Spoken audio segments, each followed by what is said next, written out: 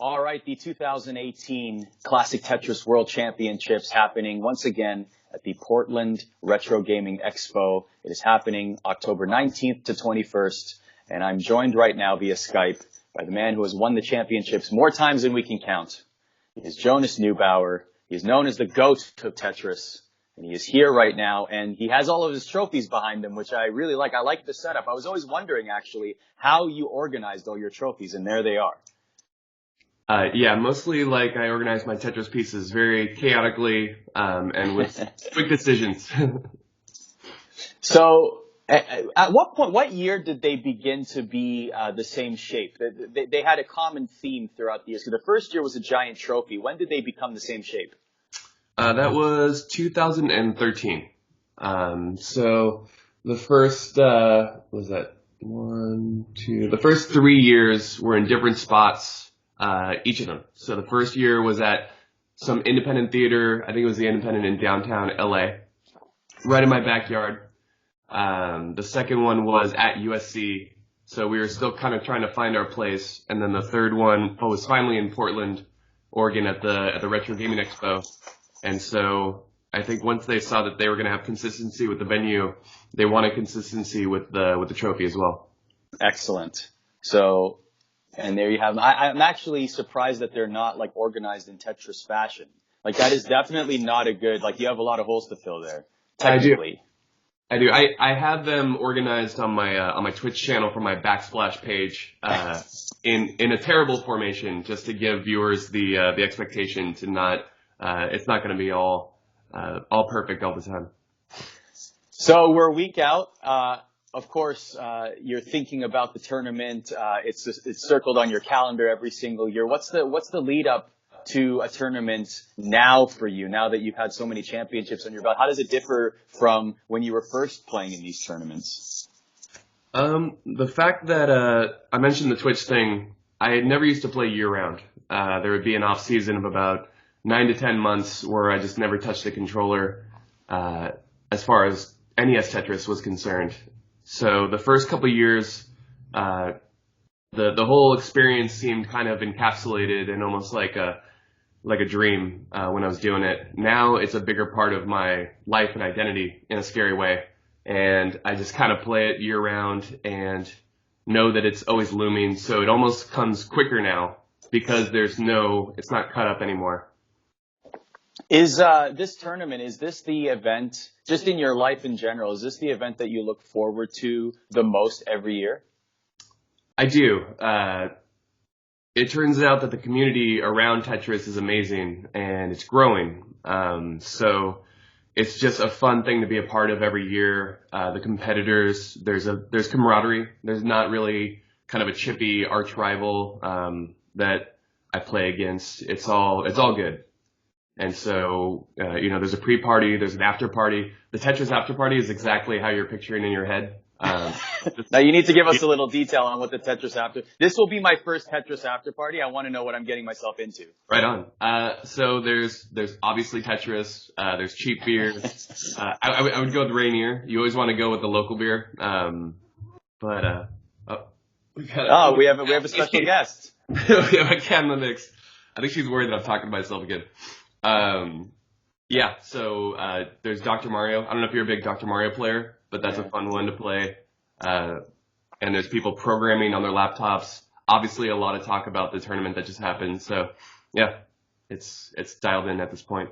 People drinking, programming, and playing Tetris. That sounds like a great time. Absolutely. So, any rituals for you? Like, let's talk about tournament week leading up to it. How often are you thinking of the tournament? How often are you visualizing the games? Like, what's the preparation like for you leading up to it? I usually start playing tournament Tetris 2 months out. So I dial back my games, make them a little less exciting, hopefully, a little more consistent, and then I play as little as possible for the week leading up to it. So it's kind of the reverse cram. It's easy to get burnt out on it, especially when I think one of my biggest strengths is that I emotionally involve myself in each game, and I can kind of empathize a win or a loss at the tournament on any given moment. And it's exhausting. It's emotionally draining. So I try to kind of stay away from that with the week leading up to it. I'm very fascinated with just the idea of preparation for a game like this, because from talking with members of the community, including yourself, it sort of feels like you guys played this game so much growing up, and then it comes to a point where it's almost like another hour of practice won't necessarily help, and the staying calm and just the mental preparation away from the game is almost as important, and if not more, in that moment to prepare yourself for a tournament like this. Do you feel the same way? I do. So I have the benefit of having the most tournament experience. I've played the most tournament games. I've gone deep in the finals. I haven't missed a finals the entire time this has been going on. And when you're talking about people that aren't used to tournament pressure, it's a big advantage to have that much experience under your belt, even if it's 10 games compared to 10 games over anybody else.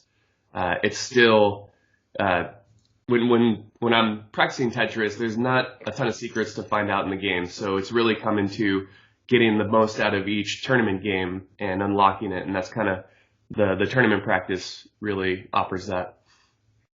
All right, I want to get to the tournaments and how much you remember from each year. But first, let's talk about before the tournament. What was Jonas like and his journey with Tetris before the tournaments even began? So tell me about the first time you ever picked up a game of Tetris.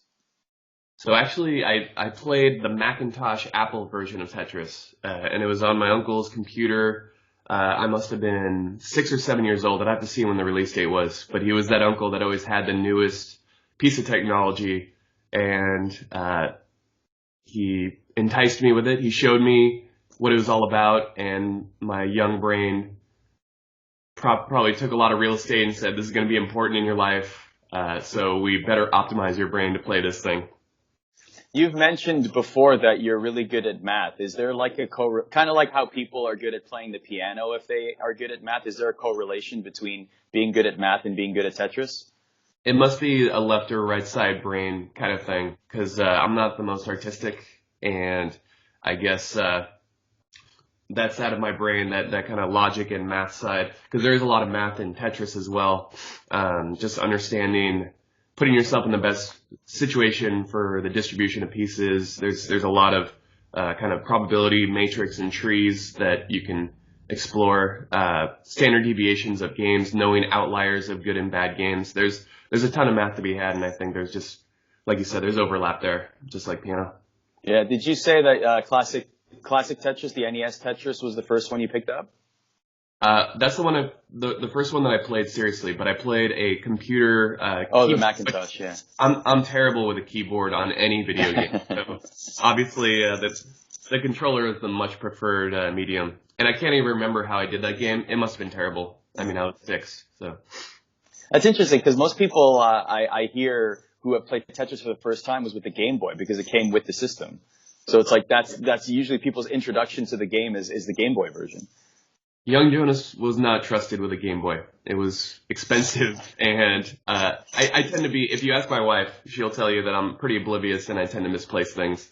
So they wanted something attached to a TV that I couldn't drag around the house or to school. Fair enough. When did you discover, you know what, I'm actually pretty good at this game? It was probably, I never played it. The players these days play it nonstop and get a high score with almost with rigorous training. I just kind of picked it up off and on here from probably the age of 9 to 18. And when I was 17 and 18, I realized that I was actually pretty darn good. That's when I was scoring probably in the 700 to 800,000s, but this was before internet was a big thing and you really had no context. So I didn't know how good I was relative to anybody else playing. I'm sure I wasn't the high scorer at the time, but that's really when it started clicking for me. You've mentioned in the past that your family, and particularly your brothers, are really good at chess. Does Tetris run in the family as well? Tetris, an enthusiasm for Tetris ran in the family, but none of my brothers are any good, and I'm confident in that. And my dad was pretty good, but he still wasn't scoring more than 200,000. So I think math ran pretty hard through the family, and so they just respected kind of the simplicity of the puzzle game, the construction of it, the minimalism of it, and but yeah, they're all pretty terrible, and it stresses my mom out. My mom can't even watch the games half the time. Really? Is it like the competition games? Is Yeah. it just the stress of being a mom and watching your son compete? Absolutely, and just the way just the tempo of the games. She watches most of the time, but there's some times where it's just a little overwhelming. Did your brothers, like, did you guys have like a friendly rivalry, and did they try to beat you at Tetris? Did they give up pretty fast trying to beat you? There was definitely a moat where they didn't play Tetris and I didn't play chess because they're much older than I am. So by the time I came around, my brother was such a sore winner at chess that my dad didn't want to play it anymore. So my dad didn't teach me chess, and I was too young to play with my brothers competitively. So I just kind of played solo video games while they played each other. So the first tournament was in 2010, but take me into, maybe a couple years before that. Here you are playing Tetris. You know you're really good at it. But what was the Tetris community like before the first tournament? So it was mostly fragmented Tetris message boards. So just picture anything in the 2000s where if you have a common interest, there wasn't really a website like Reddit or some of these community websites or Facebook groups where you could all get together and share a common interest. You had to go on northernlights.com or Yahoo or Excite and go to these search engines and find these message boards. But we found each other, and then that message board would get shut down and we'd move to the next one. It was an interesting nomadic high score scoreboard experience. Were there any unofficial meetups or maybe even some underground tournaments before the 2010 official one? Not that I was aware of. There must have been, but not around my area. What did happen was one of the tournament organizers, Trey Harrison, he's the one that's responsible for the overlay that made the tournament much more watchable. I think in 2015 was really when we started clicking with the YouTube viewership. I put up a max out game and he wanted to put it online before YouTube. So this was even before YouTube. This is probably 2006, 2005. And so through those message boards, I drove to his house and gave him a VHS tape of a good game, and we got it online. It's interesting because Trey and Adam and Vince, I mean, these are guys who have been with this tournament since the beginning. Even if they're not necessarily competing in the finals, they're definitely responsible for growing the tournament to where it is today. I mean, I'm even talking with them about plans this weekend, so they're still very much involved. I mean, how critical have they been to the evolution of this tournament? So critical, and actually owe all of the exposure that this tournament is getting to those guys. And I would throw Chris Tang in the mix. He's been the announcer since year one. Just an unbridled enthusiasm and revels in people's success. It's you need this kind of selfless. It's almost like a startup. This tournament's like a startup, and they donated a lot of their time with not a lot of monetary compensation. It's just it blows me away that they put in this much time, and I got to kind of ride that wave. So yeah, very thankful to those guys. Chris is also an expert cosplayer, especially in the early years. The outfits on stage are just terrific. Yeah. Yeah, you look like a little Nintendo Voltron there a couple times. Yeah. For sure. Yes, he did. Had the zapper Nintendo and everything assemble. was terrific. Why Classic Tetris? I mean, there's so many titles out there. I mean, there's over 100 Tetris games in existence. Why has Classic Tetris been chosen as the one that is competed with at the highest level? I think there's just something. It has kind of like an Earth-like quality to me. So it's perfect in the sense that it's in the right amount of time. You don't want a game to go over 10 minutes, 9 minutes. So it's good to have that window. It's challenging. It tests your nerves in a tournament setting. One misdrop could be everything. So there's this compelling difficulty between the two players. It has the most brutal RNG, so it doesn't coddle you. And every game, because that RNG is so different and chaotic, each game gives you a different look. So some will be brutal, some will be just a free wave of points. It's in that Goldilocks zone, which that's why I likened it to the Earth. It's just these perfect factors came together, and this foresight from the developers that just make it a wonderful points-focused tournament game. Maybe this goes back to the team and how passionate they are, like you said, Chris, Trey, Vince, Adam, etc. But are you surprised, just from an accessibility standpoint? I mean, I can turn on my Switch and there's Puyo Tetris, for example. Like, are you surprised that Classic Tetris, setting up the original Nintendo with the controllers, even CRT televisions, etc., are you surprised that despite all of that, that tournament is the one that really leads the way in terms of competitive Tetris? Yeah, and it's taken a few years for viewers who want to participate to understand really what goes into taking this game seriously. Because you can download it on an emulator, but just the nature of computer and display, you really start getting into latency issues where some of these moves that these players are doing are within 2 frames. And so if you have a 5-frame delay on a 2-frame move, it's going to be tough. So I think it speaks to how good the game is that people are, going to swap meets, getting old school Nintendos, cleaning them, getting controllers at work, these old TVs that weigh 500 pounds. It's fun to kind of see people go all in and get the setup and watch their games just take off. Yeah, shout out to people who are lugging CRT televisions around for retro gaming tournaments. That is not fun. I know that firsthand. Not fun at all. Oh yeah. How good are you at the other Tetris titles? Like, if I saw you online playing Puyo Tetris, how much of a chance would I have? I'm kind of intermediate, which is fun. I have on my stream, I challenge players to these other forms of Tetris, and it's just fun to kind of mix it up and level the playing field a little bit. And I would say intermediate to just above, possibly. Fair enough. That's very modest of you. Yeah. Spoken like a true Tetris champion. Yes, will humble you pretty quick. So. No kidding. Have you ever tried, like, I know, like, for example, in the Classic Tetris, maxing out, etc., getting to the higher levels, 30, 31. We'll talk about that in a little bit, but sure. Those are milestones in that game. Have you ever wanted to get milestones in other games, becoming a Grandmaster, for example? Is that ever on your bucket list? I love the idea of Grandmaster, and I think for the Grandmaster designation, the Japanese really dialed in that TGM game to weed out people that aren't serious. It rewards you for spending the time and learning it. It's tough to get the right board and the right setup. Again, it goes back to the CRT with the NES stuff. I just haven't, paid the money, and we live in a small house. I don't know if you can see. There's really not a lot of room for a stand-up arcade console, but eventually I would love to really take a run at, I think TGM2 was the one that spoke to me the most, and try to get the Grandmaster designation.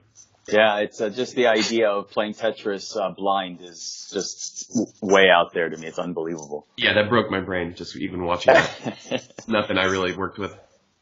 All right, so you are a multiple-time world champion in the Classic Tetris World Championships. Let's go through them year by year, because it's kind of a fascinating journey for you. Even though you've won so many championships, there has been ups and downs, and there has been a lot of drama along the way. So let's go back to 2010. So this syncs up very well with the documentary that was made. If you haven't seen it, you definitely have to go see it. It's called The Ecstasy of Order. Adam, Trey, are all involved. Vince are all involved, and Chris as well, involved in that documentary. And it basically chronicles the community's journey leading up to this 2010 championships. So take us into that day. I mean, you're all on stage, and a lot of the same faces that you would expect to see in 2018 are also involved in this tournament, which speaks to the longevity of the players. But what do you remember about that first World Championships?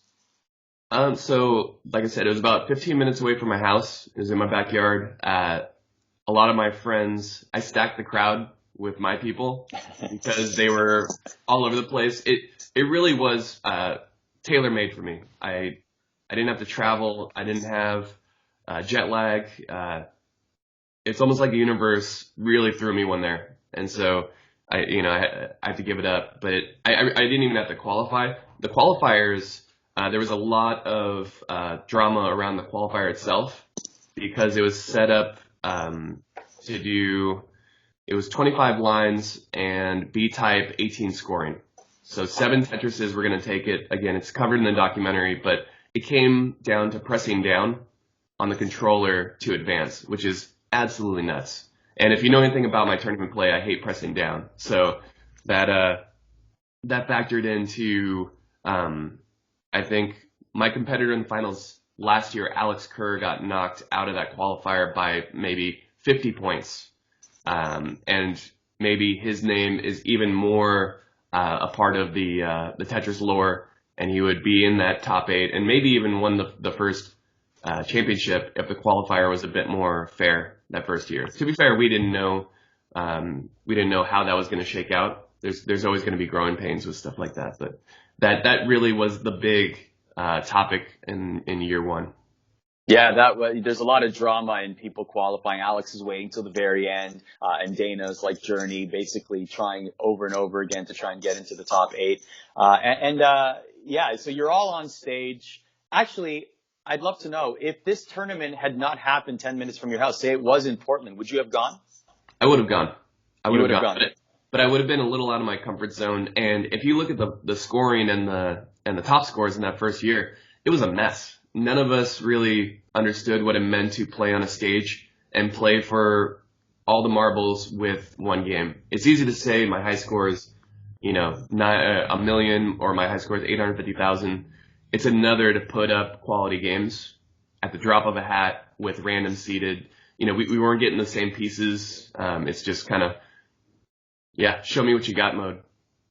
So this tournament includes a now rare appearance from Thor Ackerland, who won the 1990 Nintendo World Championships, what he's famous for, and widely considered to be one of the greatest classic Tetris players of all time.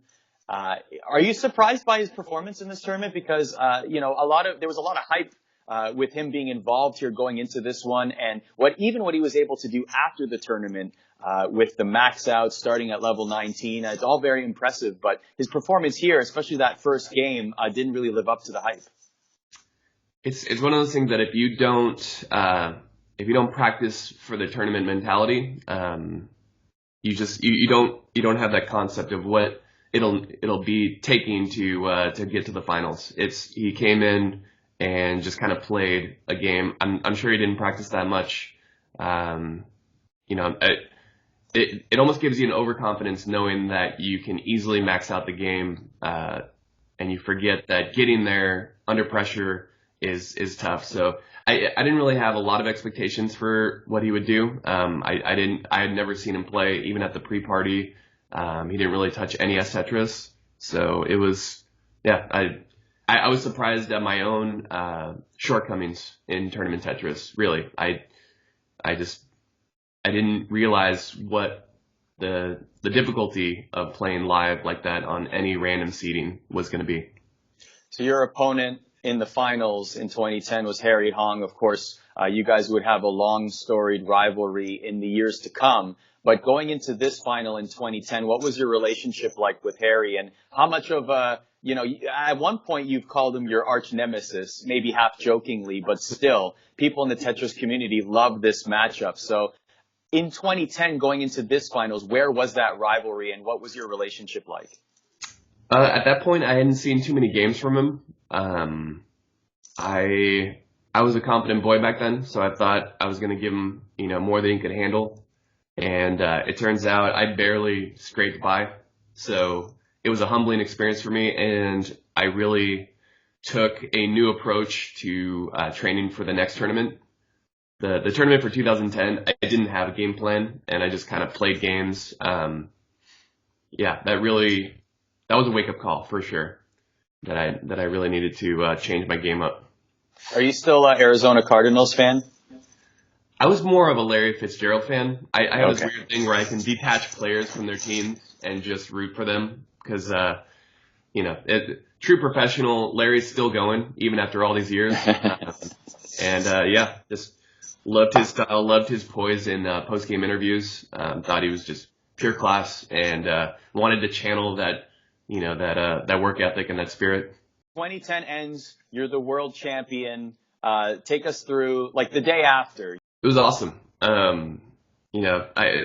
My first thought was, it's one of those things that no one can take away from you, as long as you don't cheat. But for some reason, that first tournament got a lot of press, and so there was this fun continuation after the tournament where Vince is my unofficial PR person, but I would just keep getting emails from him and be like, hey, these guys want to do an interview.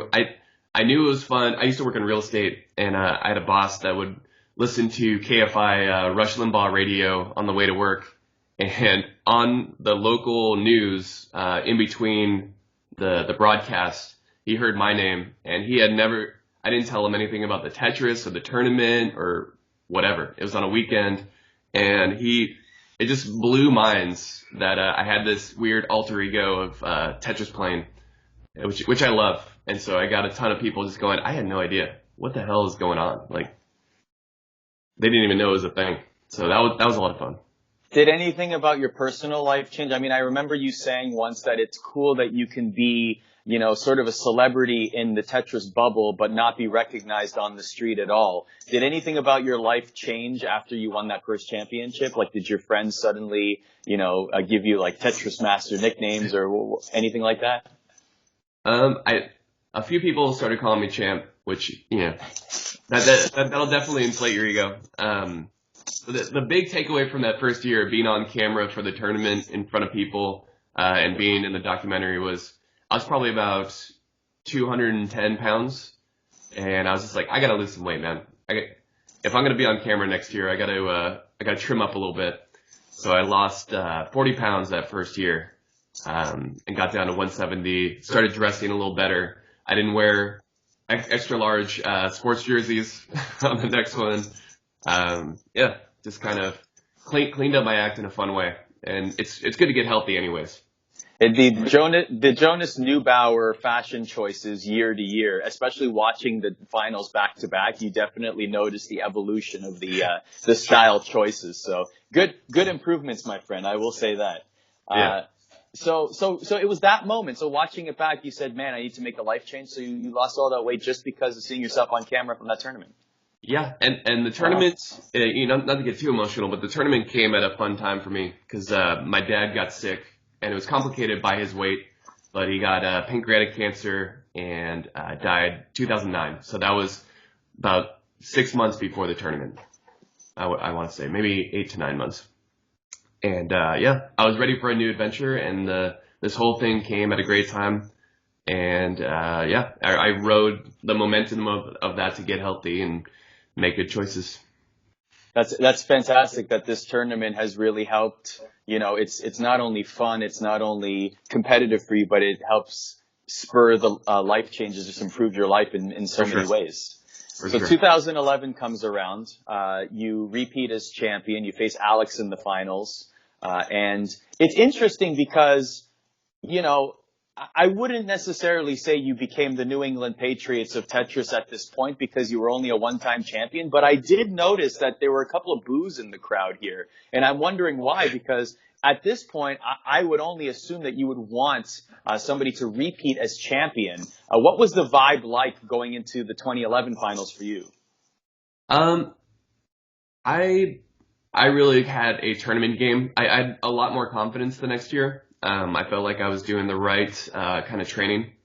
So the tournament itself, I felt super confident about. They changed up the qualifier. I was super worried about qualifying just based on what a mess the other qualifier was. So I even practiced. They switched it to level 19, and I crushed it. I put up maybe 1 or 2 qualifying games and got the first seed. The second, there was almost a sophomore slump with the attendance and the participation of that second tournament.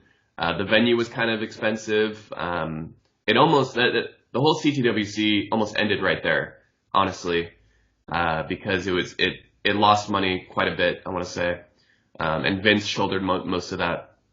So it was a much easier tournament to win, I think, because there wasn't a lot of competition. Yeah, that was my takeaway coming from 2011. So 2010 had a lot of press around it, a lot of hoopla. 2011 it decreases. When did you notice that it started to pick up again? So once we were in the Retro Gaming Expo, that was the next year we moved it to Portland, Oregon. It had a built-in audience because people were already there. The expo was growing exponentially at that point. So it was, a lot of empty floor space that first year, but, the years to come, you could just see it growing, and it was standing room only, last year. So you have that built-in audience and people just kind of walking around and seeing the display, seeing the competition. And yeah, it was on life support, and moving it to Portland, just kickstarted it back up again. You can kind of see this with the YouTube views, like as the finals progress. But at what year would you say that the Classic Tetris Championship, particularly at the Portland Retro Gaming Expo, became like a destination? Like, I'm going to go to Portland and I want to see this tournament. Probably as late as last year. I started seeing people in the crowd that specifically came to watch it. And so there was people coming up to me after the tournament, congratulating me, saying that they had seen the prior YouTube videos and they resolved to come out to the tournament and go to the expo, but for the most part, watch the competition live, and, which is incredible. And this year, just having the Tetris community around me and the YouTube people contacting me through the videos, it seems like there's going to be even more people, coming specifically for it. Why Portland? Is it just Adam's choice or decision? Yeah, so it's easier for Adam. Also, Robin Mahara is involved as well, and he's up there. There's a lot of competitors, but mostly it's the right place for our quirky little community. Portland is the same way. It's just a weird town with a lot of fun stuff and a lot of like kind of strange and wonderful aspects, and we just click right in. It's a perfect fit, and the community organizers are very accommodating. We got a great deal for the square footage, and yeah, it's just a tough deal to pass up.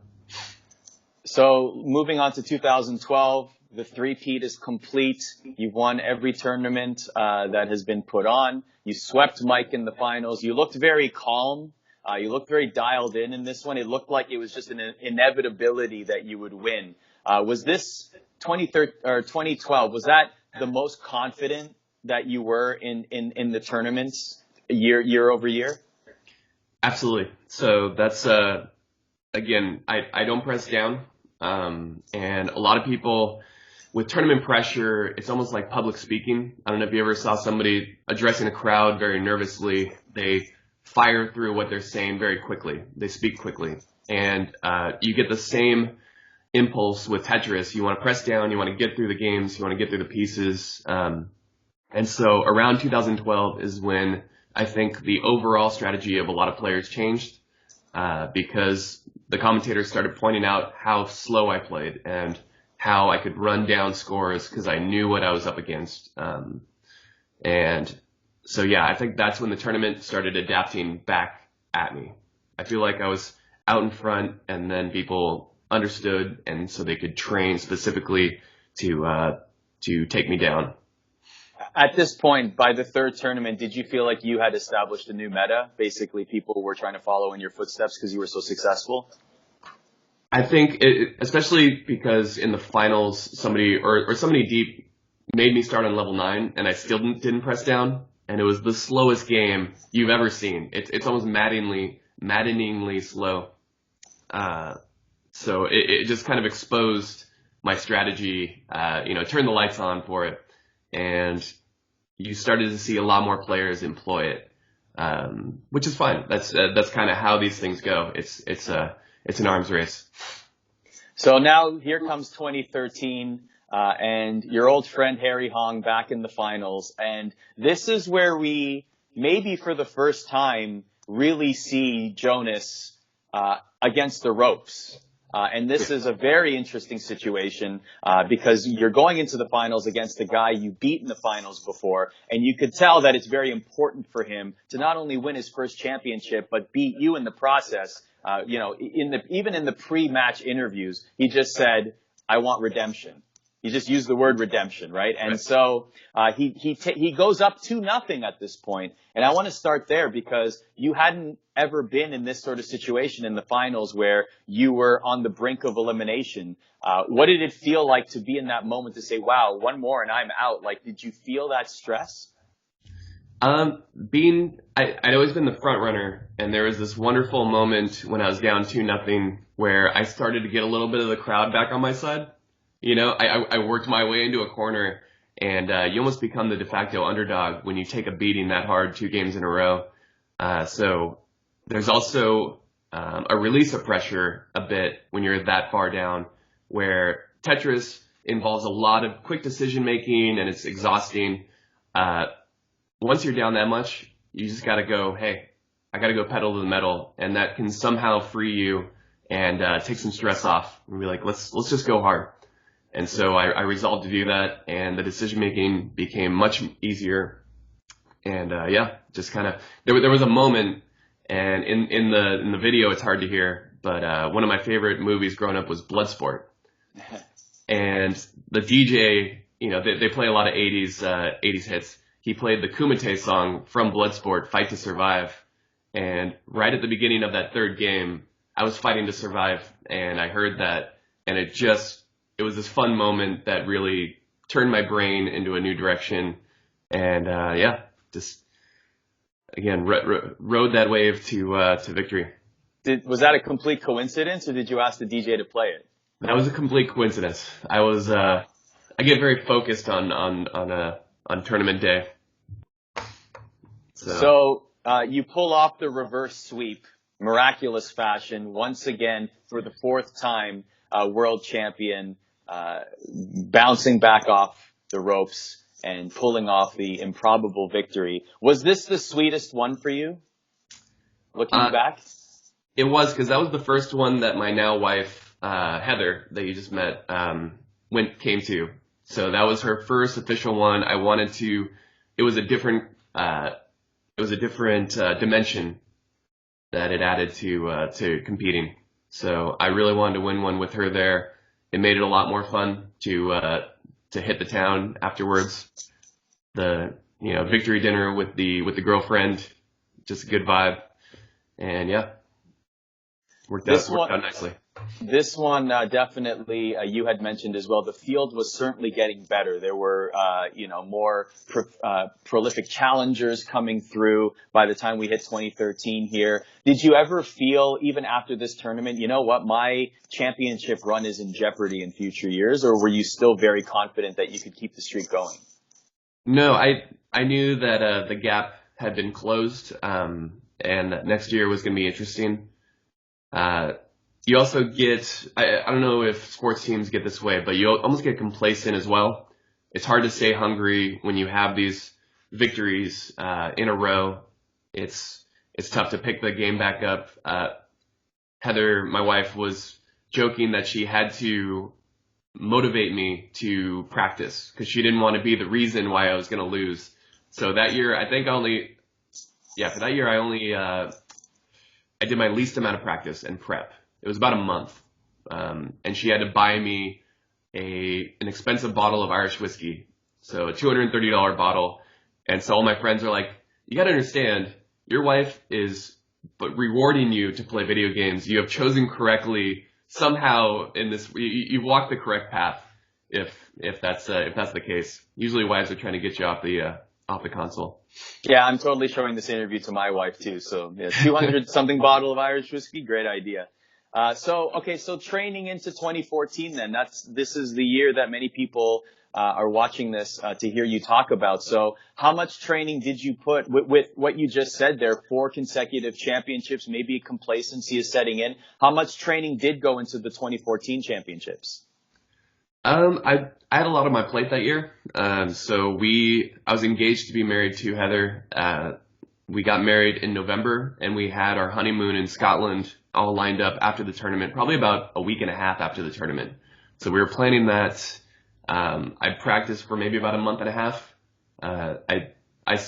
Coming that close to losing the prior year kind of motivated me a little bit to try to stay on top, but it wasn't the biggest focus. There was a new kind of adventure starting with this marriage and this relationship. So yeah, it was kind of, it wasn't on the back burner, but it wasn't the main focus. At that point in your life, did you ever think maybe I'm just gonna, treat this as a hobby as opposed to something that's, number one on my calendar every year?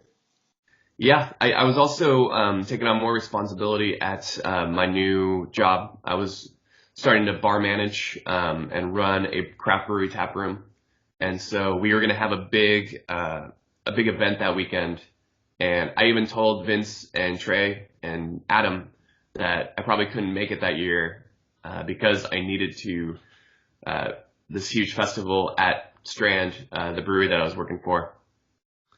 I had to be there to kind of manage it, and then the owner, who was now my brother-in-law, absolved me of those responsibilities and let me go and kind of play. But I was full on ready to, kind of be the move on and take on this new adventure of craft beer management. That's fascinating. So you almost did not attend the 2014 championships. Yeah. It wasn't a 50-50, but it was close. Wow. So, well, you did end up attending, and this is, of course, the one that got away. Harry finally gets his revenge, and he's able to defeat you finally in the finals. The only other person to win a championship, other than yourself, is Harry Hong. How do you feel about 2014 now as we talk about it in 2018? It was kind of a bittersweet thing. It's always fun to go there, but that year for some reason left a bad taste in my mouth. I got sniped in the first round by kind of a higher seeded player. So I was ranked second, and at the very end he put up a game specifically to get the 31st seed, so he'd get me in the first round, which kind of, like I said, left a bad taste in my mouth. I felt like I was kind of singled out a little bit, which will happen. You have some championships under your belt, you're going to get a target on your back.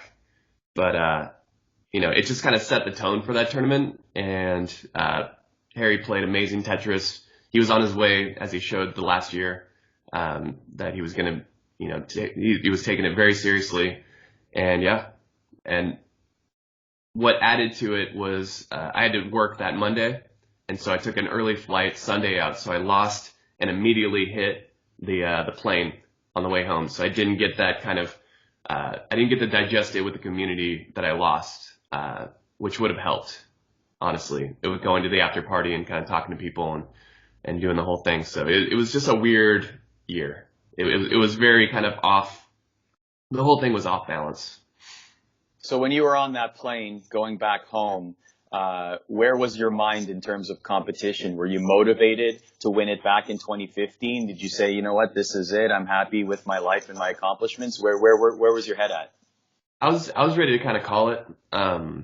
It was my wife that she's a competitor. She's got a fire inside of her, and she goes, hey, let's let this kind of settle, and we'll see where we're at in a couple months. Let's not make any decisions right now when you just lost, that's just good advice. That's just good advice. Have you watched that back since? I have. There's it's just a fascinating, you win game one. So even watching that, it's like, okay, here, much of the same. And then it's a very rough misdrop. That causes the game two to go to Harry, and then Harry just basically takes over from there. Like, take us into that moment. Even in the dying seconds where you sort of realize, wow, this is slipping away from me. Like, take me through the emotions of being in that moment and finally saying, wow, I'm not the world champion at this moment.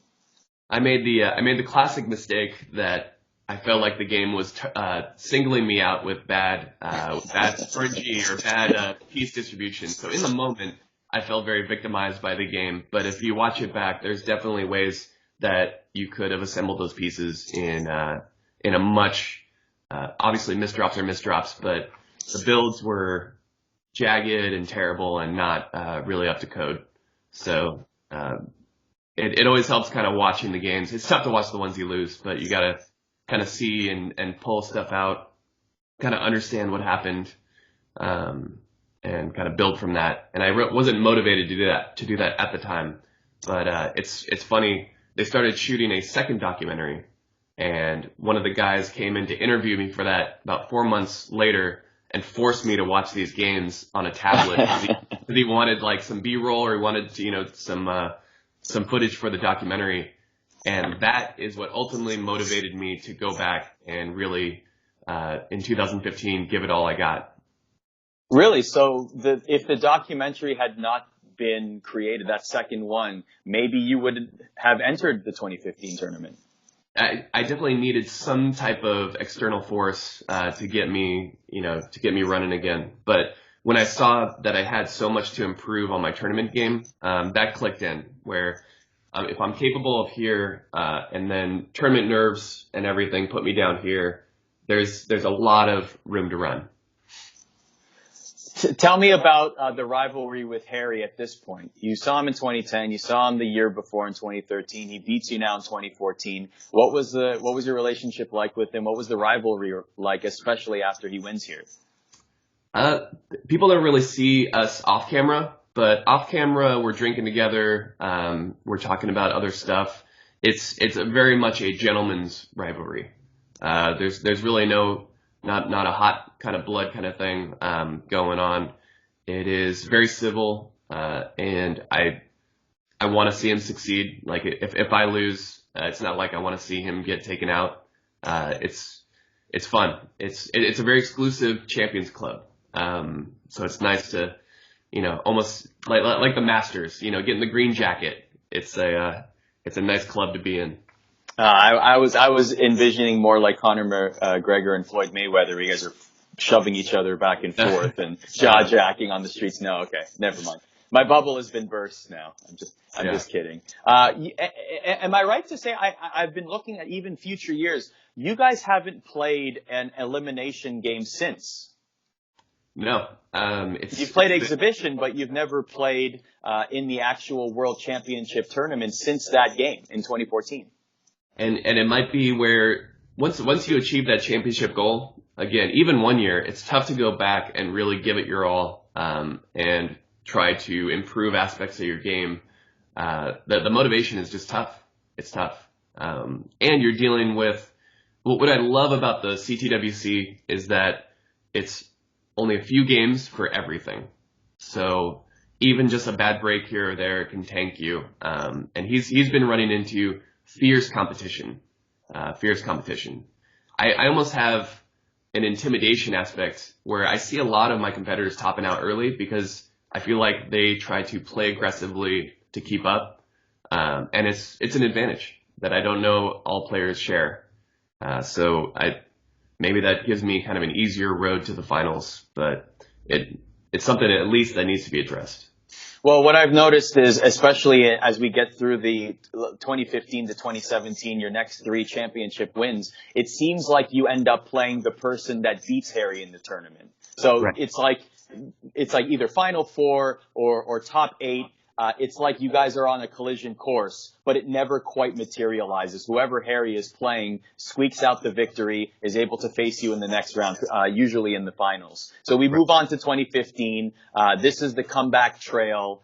Tell me a little bit about the preparation for this one. Now you have that bitter taste in your mouth from losing in 2014. You want to get back. The documentary reignites your passion or your will to succeed once again. So take us into 2015 and how motivated you were to win again. I was motivated. I was like, it's a decision. If I'm going to practice, I'm going to want to win. I don't want to waste my time. So, losing was almost a blessing because I could stop worrying about it. And if you're playing Tetris, you're either worrying about where you're going to put the piece, or you're worrying about the crowd, or you're worrying about looking bad on YouTube, or losing, or there's only so much that the mind can think of at any given time. So my practice regimen was quit worrying about all that. It's already happened. If you lose again, who cares? And then that let me focus on my current piece, and you're seeing more advanced moves in 2015 and on. If you really look at kind of what I was doing, because I could dedicate more of that kind of brain RAM and brain memory to the current task at hand. Did you, how sweet was it to win this one? Did it feel like the first one? You can see that I was having a lot more fun. If you look at that final, I played against Sean Ritchie, who plays as Quaid. We're joking around on that finals. This is not something that I was doing with Harry the last 2 years, or anybody. So I was looser. I could converse with the people in between rounds. I had a weight off my shoulders starting out in 2015, and I started to have a lot more fun. Is that when you really, it's almost like, not that the competition was secondary, but just more the idea of the stress of winning was completely off your shoulders, and this was not only an experience that you knew you could win, but also just that you're completely having a great time with it?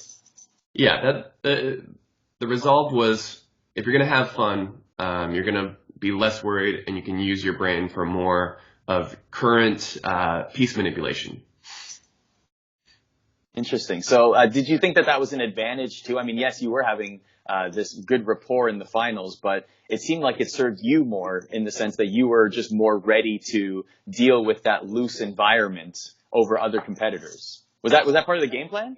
It wasn't, but it became a cornerstone for the next 2 tournaments after that.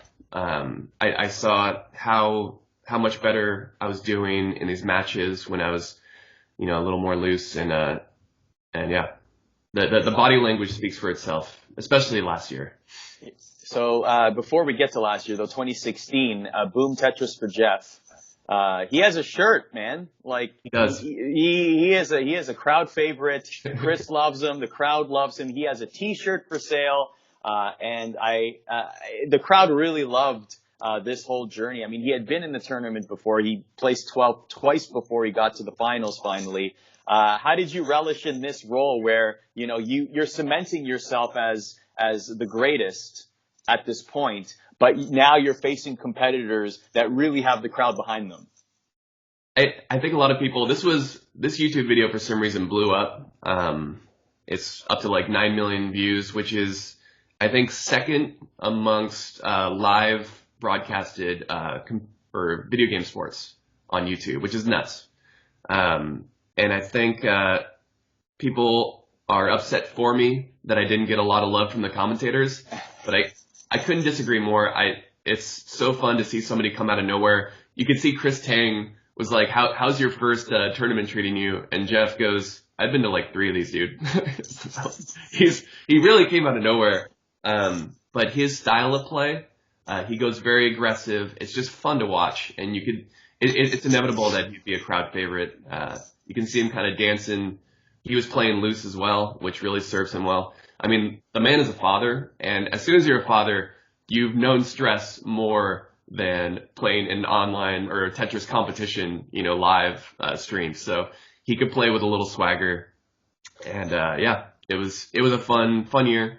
He's a good dude. He lives kind of far away from me, but if he was in LA, I'm sure we would, grab beers together when we could get the chance. How much of the Tetris community is in Los Angeles? There's a pretty decent amount. So my 2015 finalist, Quaid, is in Lomita, which is around LA. It's Harry, myself, Trey. Yeah, there's a strong amount of people, and we get together every now and then. Especially at the brewery, there's so much square footage. We'll bring 5 or 6 TVs with Dr. Mario, with Tetris, with Street Fighter 2, and it's open play for people to just grab a beer and get that mom's basement feel from the 80s, those LAN parties that people were going to. I know that you and Harry just, the CTWC just recently uploaded an exhibition match between you two. Yeah. And I'm wondering, how often do you guys play even off camera? We almost never play off camera. We kind of you don't want to give too many looks to your competitor with how you're playing. So when you play together, you want to make a splash. Right. So we don't usually have offline tournaments or anything like that. If we hang out together, which we do, it's usually casual or a different game. Like we played Rock Band together. Harry really goes for the vocals. I like a guy that can just go all in, double down on some big vocals. So. And he's big onto the karaoke then, I'm guessing. He is. Okay, good to know. I guess that's going to be involved in the after party somehow. That's another key after party. You haven't lived until you've seen Yanni sing like a bridge over troubled water in Danish or his native language. I don't think it's Dutch, but I cannot wait for this after party. Yeah. What about, okay, so Dr. Mario, Street Fighter 2, who's the better player in those games? So Harry is the better player in other modes of Tetris. So we've played, different types of Tetris, like on the PS3, I forget what that one was called, but he's got a better, Swiss Army knife of Tetris, under his belt. I haven't played him in Street Fighter 2 or Dr. Mario. I feel like I could take him in Dr. Mario, but Street Fighter 2 would be close. I assume Chris is the best one in the community, in the Tetris community, Street Fighter 2 by far, right? Like, he's the guy that just wipes the floor with everyone. Chris is a video game champion, so he's a Sonic the Hedgehog champion. He would cream everybody, for sure. One last question about 2016, just going back to that tournament. In your post-match interview, you said, you felt relief after this tournament, that your hands were shaking and it was very close and intense. And it seemed like you played a little bit more aggressive. Was there a deliberate reason for this? Like, did you decide you wanted to change up your game plan going into this particular tournament? No, one of my biggest strengths in tournament Tetris is that I can adjust my aggression based on how my opponent's playing.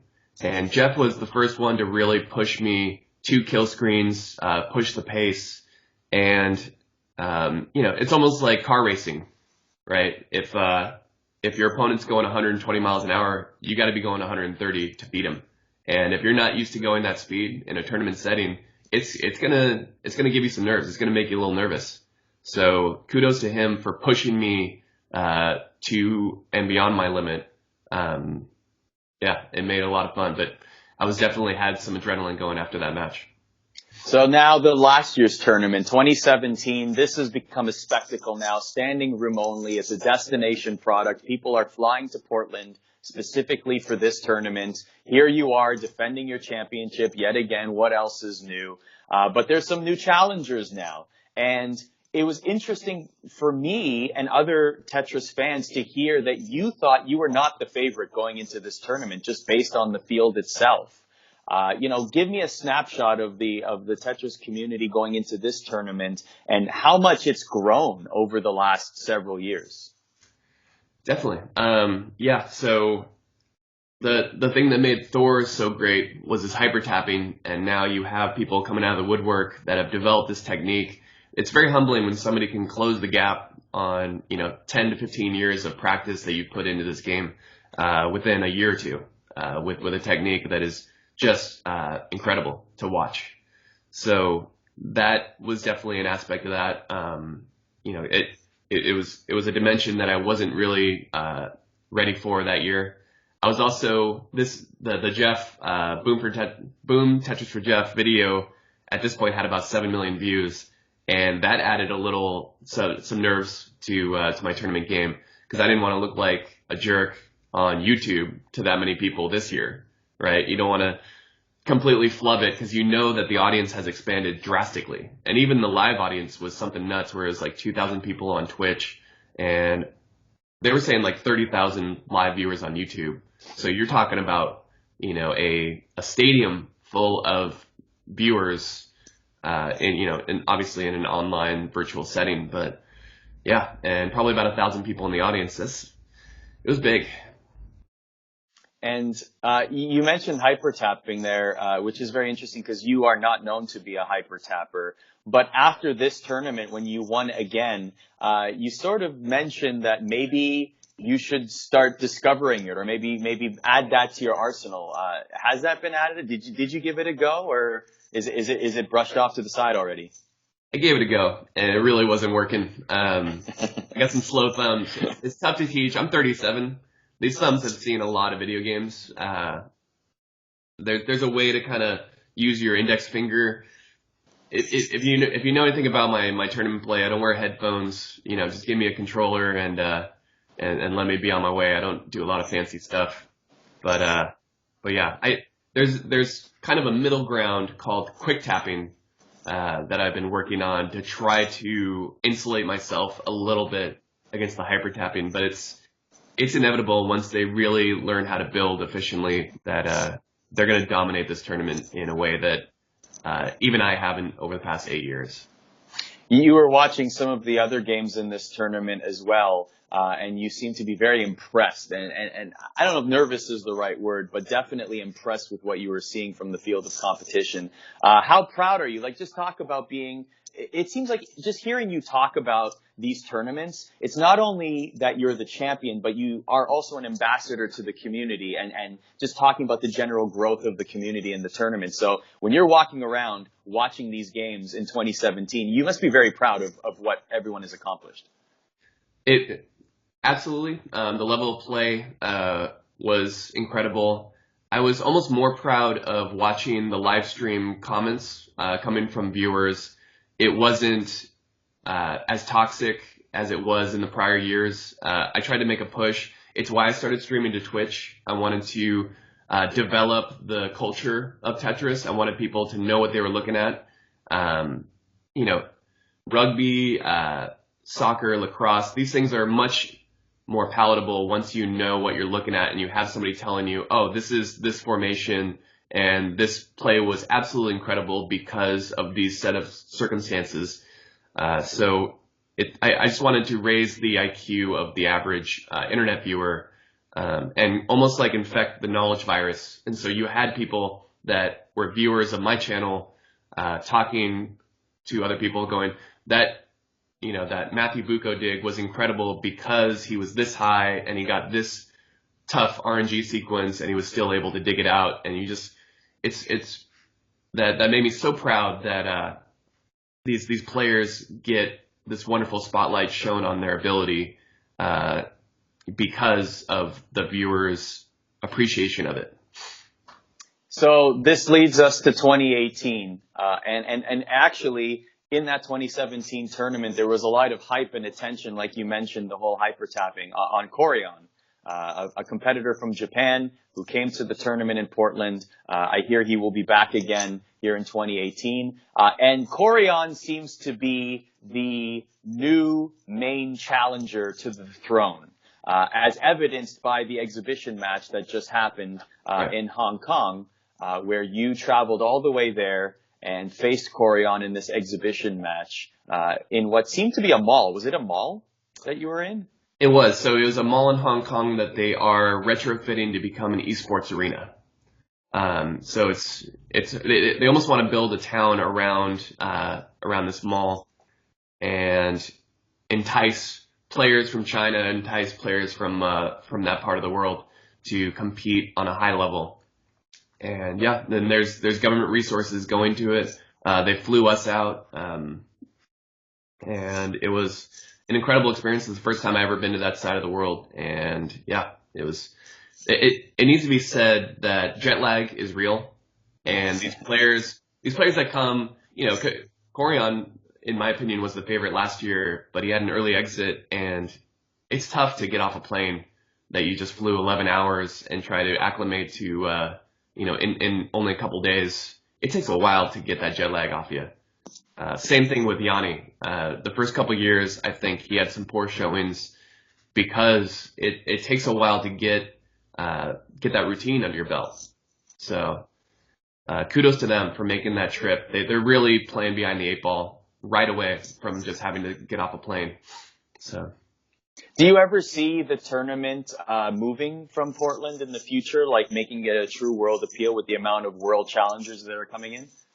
I think the game plan is to have these hype satellite tournaments in different parts of the world and fly them out. We just have such a sweet deal, and Portland Retro Gaming Expo has been growing. So we grew with them, honestly. So the exposure is still there about being with their exposition.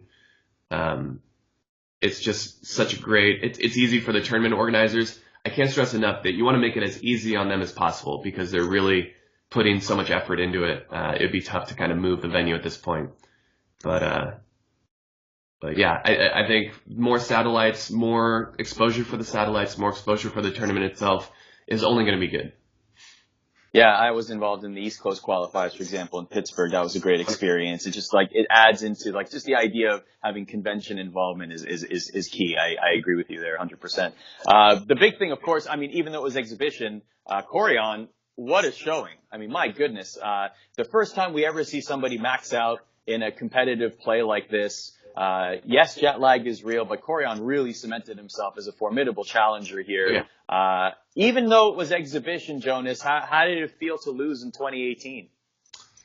I kind of got dunked on a little bit. I kind of got posterized as the sports people say. But no, it didn't come out of nowhere. I kind of knew that it was going to be a tough matchup, and it's honestly what I was expecting last year.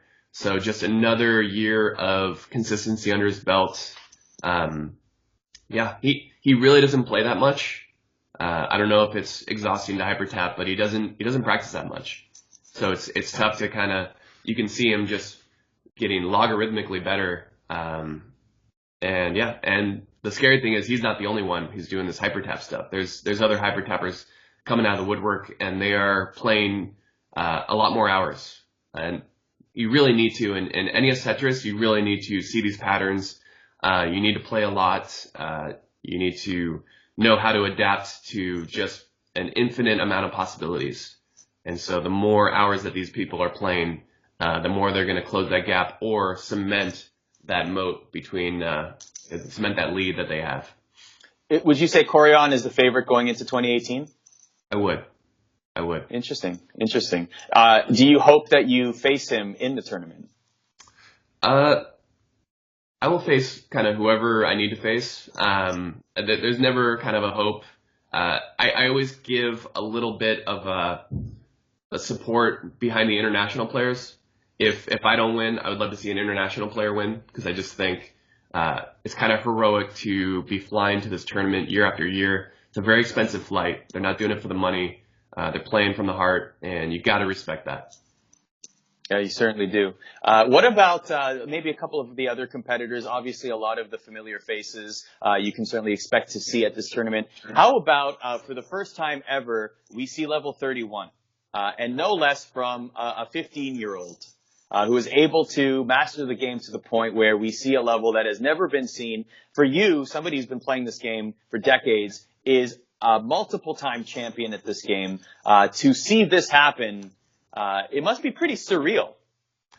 It is. You can't really call it a kill screen anymore. You definitely have to add quotes to the kill screen. So, I only got level 30 once, and it took every bit of luck and neuron that I have in my brain to get it to work. So to see level 31, if you can get to 31, theoretically you can really push the limit, and 35 and 38 and these insane levels are not out of the question. So the new meta might be, hey, you're going to have to learn how to survive on level 29 to insulate yourself from this type of scoring. And I'm not looking forward to learning how to do that. But Once upon a time, you were the one that set the meta, and it seems like with competitors like Koryon coming in, that the meta might itself change. I'm wondering if and when this happens, where you see this shift in the way that Classic Tetris is played at an even higher level, do you see yourself making those adjustments in order to compete at that level? Or do you think that your style will carry water for years to come? I don't see myself learning how to hyper tap 18 and 19. maybe I can figure something out on 29, where you literally hold the controller differently and try to just survive. But that's just something I'll have to answer after a tough, brutal loss at the tournament. Fair. Let's see. Let's not put those vibes out there. I just very curious in terms of what might happen. You've been very generous with your time. Just a couple more questions for you. No worries. You can definitely, like I said before, you definitely feel like you have a sense of ambassadorship as it comes to Tetris. You are definitely one of the best spokespeople for the community itself. Do you feel like a sense of responsibility or maybe even like a burden to continue to compete in these tournaments simply because you've been winning for so long, but also because people turn to you when there is a conversation about Tetris? I don't see it as a burden. And I can still be a part of the community even if I don't compete. I still see myself going to these tournaments every year, possibly doing some side commentary or talking to people about their game, coaching them up, kind of stuff like that. Or it's a community that is not toxic. It's a community that's growing, that has wonderful, dedicated people around it. It's just something I want to be around. And I do take the ambassadorship seriously. If you're a high visibility player, it's on you to move the community in a positive direction. And I feel like I've tried to do that.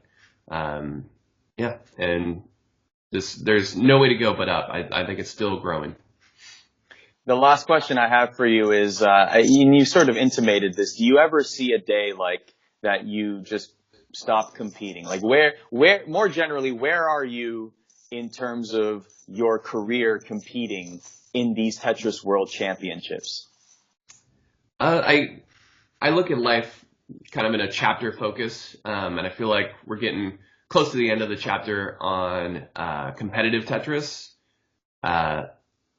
I have some other kind of chaotic stuff happening career-wise in my life where if something takes off, it's going to be difficult to dedicate the amount of time to stay competitive and stay hungry in the Tetris scene. So it's tough to answer right now, but it's something that I will always kind of stay attached to. But like I said earlier, if I compete, I want to put everything I have into it to winning. I don't just do it casually. I didn't realize I had a competitive spirit, but I guess I really do. Well, Jonas Neubauer will be competing at the 2018 Classic Tetris World Championships in Portland.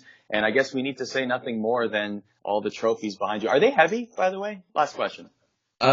Some of them are and some of them aren't. A couple of the T blocks are hollow, and then a couple of them are solid and covered in metal. So you get a mixed bag. So one of them is very fragile, and yeah. I call it my JD Power & Associates NES Tetris Player of the Year. It's got that kind of diamond shape. So very nice. Exposing the secrets of trophies here on this interview. Jonas, thanks for your time and good luck in Portland. Arda, thank you very much, man.